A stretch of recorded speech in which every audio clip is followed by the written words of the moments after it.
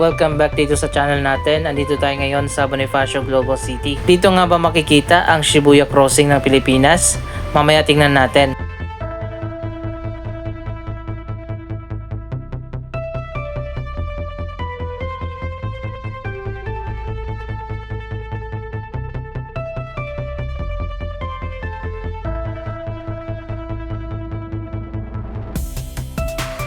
Dito tayo magsisimula sa dulo ng SM Aura. Nasa tapat ng mall itinayo ang Hotel 101 ng Double Dragon.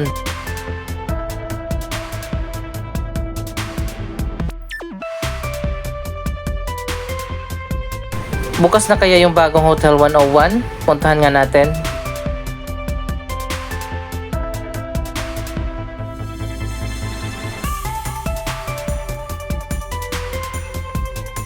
Dito sa kabilang side ng C5, makikita natin ang Pembo Makati na ngayon ay magiging sakop na ng Taguig. Medyo mataas itong tulay na dinadaanan ng mga sasakyan. Natakpan na yung mga kabahayan dito sa likod. Kaya naman unti-unti na nilang tinataas ang mga bahay at dinadagdagan ng mga floors.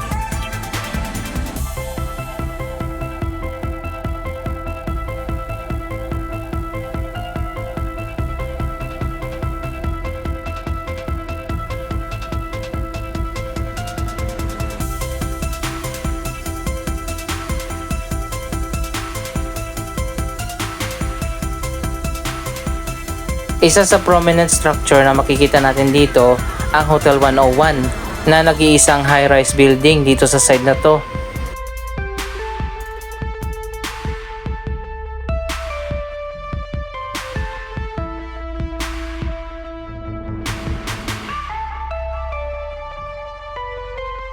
Maganda rin naman ang view dito, para kang nasa Baguio.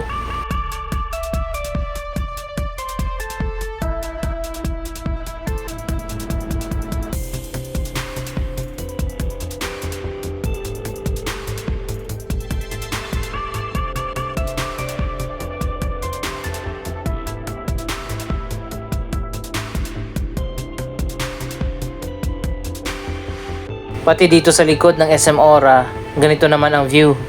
Sakop naman ito ng Barangay Pinagsama sa Taguig.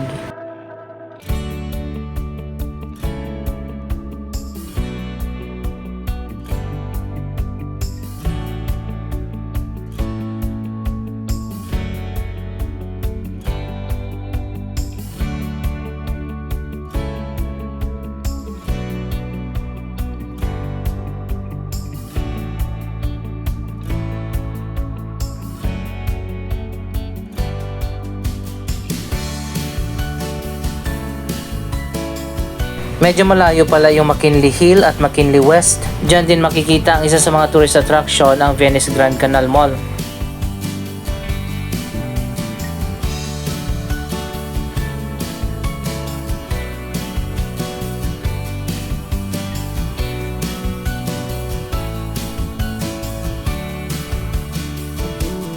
Ang Hotel 101 The Fort, ang pinakabagong hotel dito sa Bonifacio Global City area.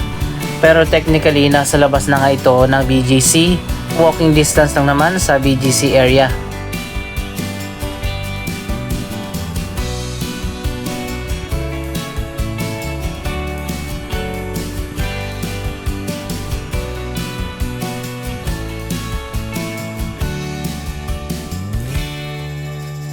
Ang Hotel 101 The Fort ay proyekto ng Double Dragon. Meron itong 33 na floors.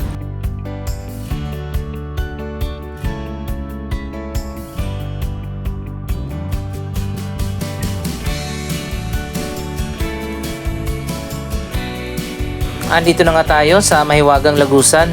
Dito yung daanan na papasok dito sa barangay.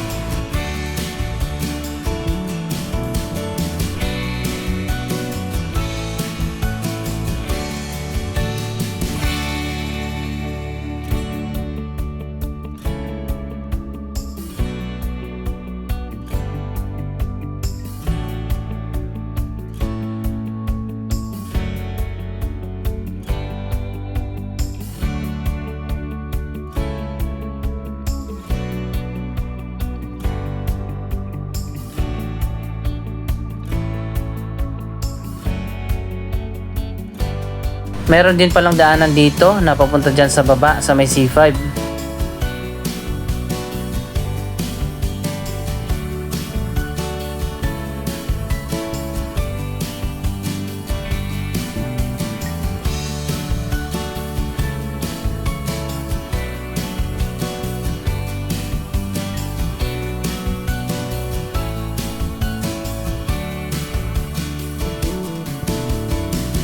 Malaki ang pagkakaiba ng dalawang lugar na magkatabi lang.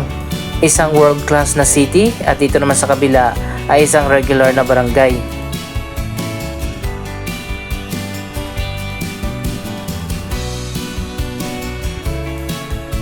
Mamaya akit tayo dun sa taas sa rooftop ng SM Ora.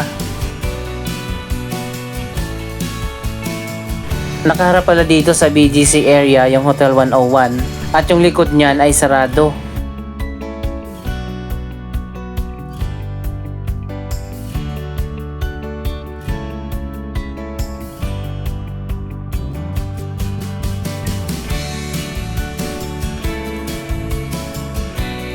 Dito pala sa harap ng SM Ora, ang tinatawag na Shibuya Crossing ng Pilipinas.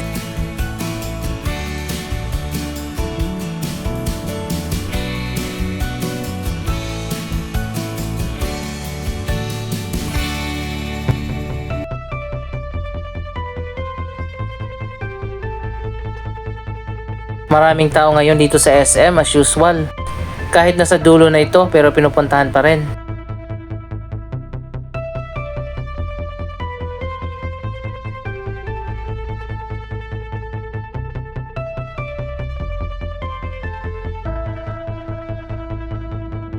Year of the Rabbit ba ngayon? Ba't ang daming rabbit na nakalagay dito?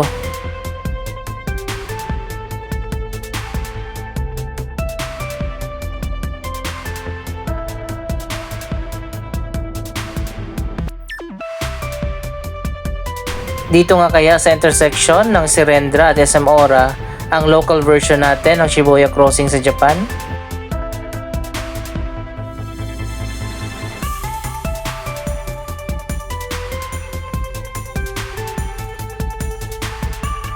Mamaya tingnan natin kapag dumami na yung tao.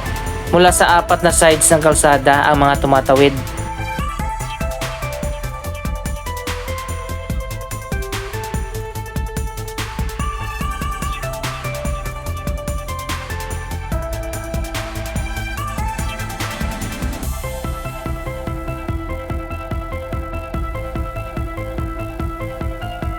Ito na yata ang isa sa pinaka-busiest intersection dito sa Bonifacio Global City.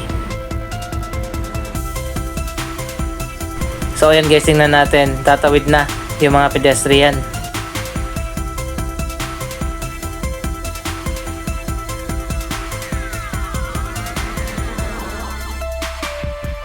Ang daming tao pala talaga na tumatawid dito, lalo na siguro kapag rush hour.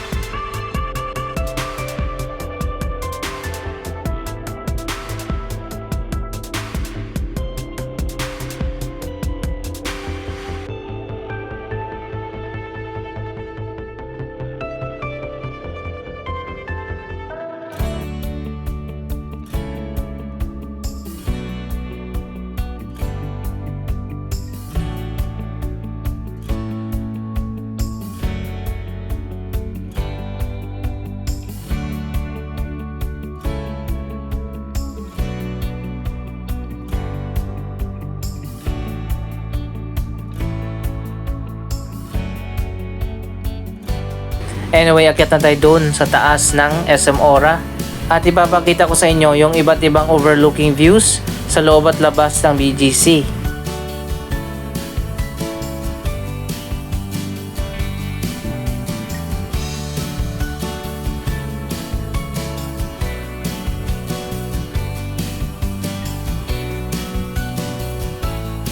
May playground pala dito at linear park.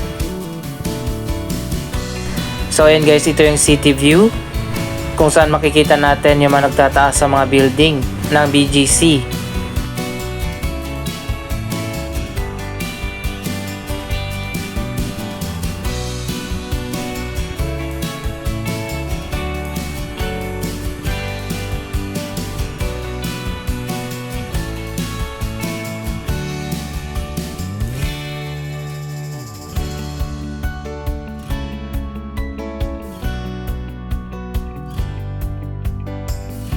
Napansin ko lang parang dinagdagan itong glass barrier dito sa rooftop.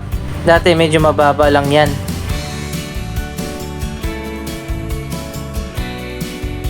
Sa kabilang side naman ng BGC, iba naman ang view.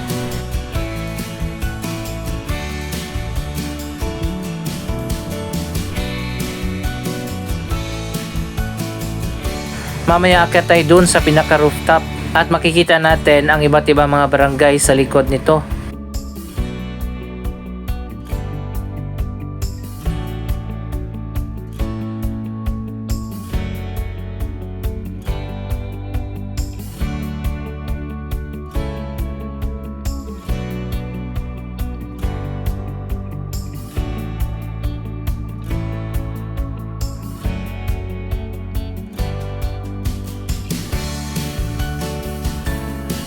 Dito naman sa kabila, may mga sitting areas, water fountain, at pocket garden.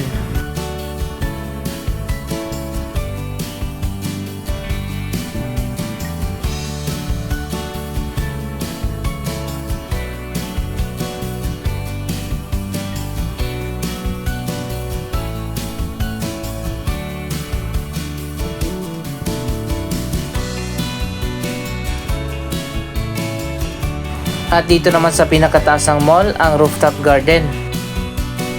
Nandito rin ang chapel at ang Samsung Hall.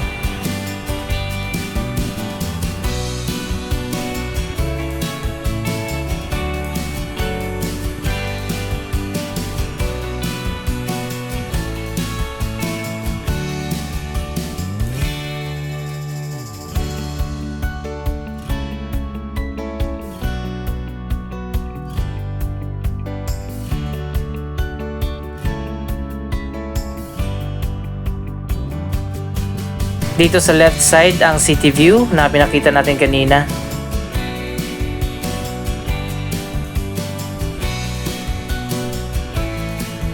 At dito naman sa kabilang side makikita natin yung ilang mga Embo barangays na sakop dati ng Makati City na ngayon ay lilipat na sa Taguig.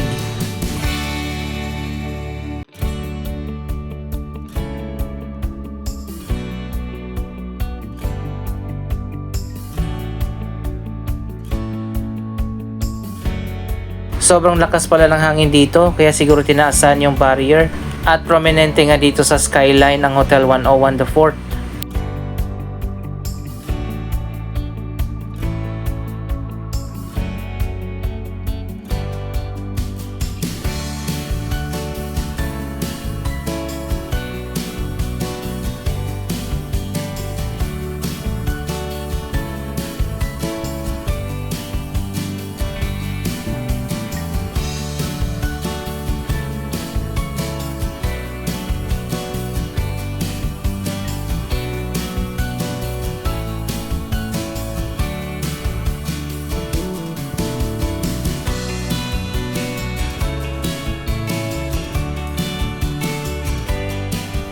Dito sa transport terminal, kitang-kita din natin ang Hotel 101, ang SM Aura at iba't ibang mga buildings dito sa BGC. May malawak pa na parking area dyan sa likod na sa tingin ko itatayuan din ang bagong mall ng Ayala kapag natapos na yung Bonifacio Global City subway station.